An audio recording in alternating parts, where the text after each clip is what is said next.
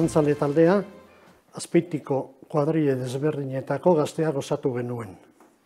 Era guztietako oroitzapenak garai hartakoak. Batetik, gazteak festarako gogoa, bestetik giro politikoa. Frankismoaren azken urteak, aldaketa handi baten aurrean, aktiboak eta protagonista izan nahi genuen.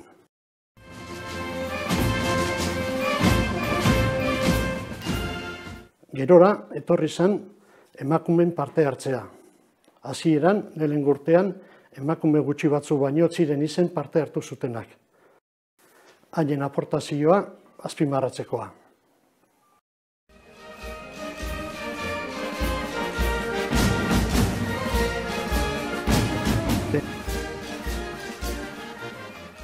Hogeita bost urte hurrena ere ospatu genuen.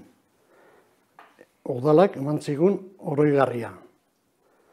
Arrantzale taldea beti izan da ezaugarri propioak izan dituna. Beti talde irekia izan da. Urtero jende berriari aukera eman diogu parte hartu dezan.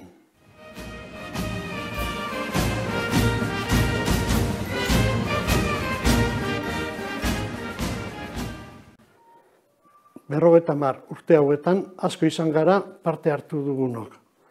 Asko gara oraindikan parte hartzen segitzen dugunok, baina guztiok izan gera partaide eta lekuko.